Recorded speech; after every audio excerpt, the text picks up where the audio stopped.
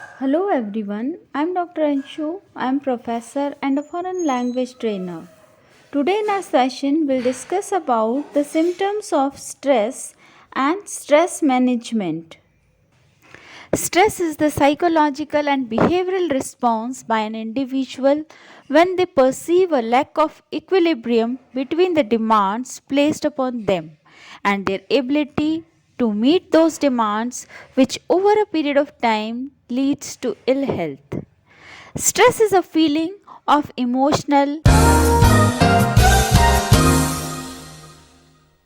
and physical tension.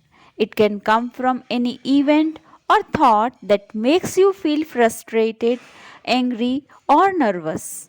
Stress is your body's reaction to a challenge or demand. In short, we can say stress can be positive, such as when it helps you avoid danger or meet a deadline.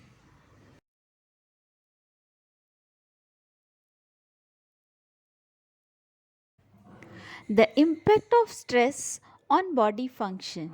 The effects of stress on the nervous system, immune system, endocrine system have been investigated for 50 years.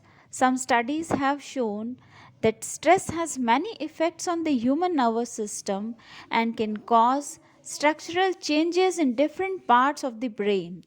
Chronic stress can lead to atrophy of the brain mass and decrease its weight.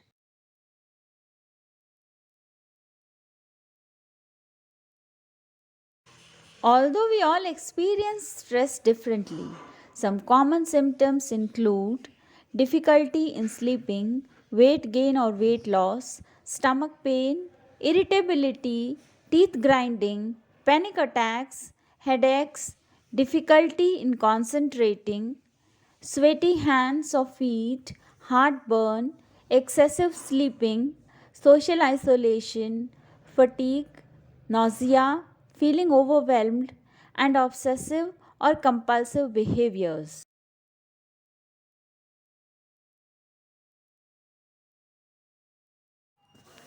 Stress is called as defense mechanism and it is helpful.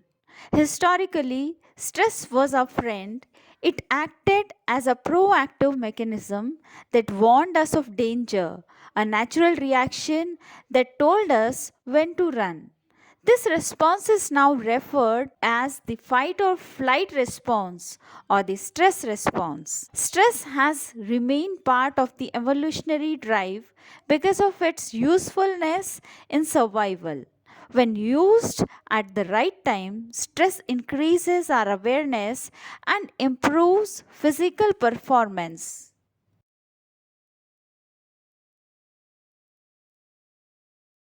Stress can be harmful. Repetitive exposure of the stress response on our body is proven to lead to long lasting psychological and physical health issues. These include cardiovascular disease, diabetes, anxiety, and depression. Now we'll talk about stress management techniques and strategies.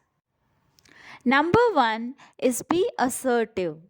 Clear and effective communication is the key to being assertive. When we are assertive, we can ask for what we want or need and also explain what is bothering us. The key is doing this in a fair and firm manner while still having empathy for others. Once you identify what you need to communicate, you can stand up for yourself and be proactive in altering the stressful situation.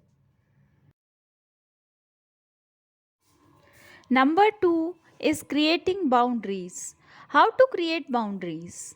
Be assertive, learn to say no, safeguard your space, get support. Boundaries are the internal set of rules that we establish for ourselves. They outline what behaviors we will and won't accept, how much time and space we need from others, and what priorities we have. Next is build resilience. Resilience is our ability to bounce back from stressful or negative experiences. Resilient people are skilled at accepting that the situation must have occurred and they learn from what they experienced and then they move on.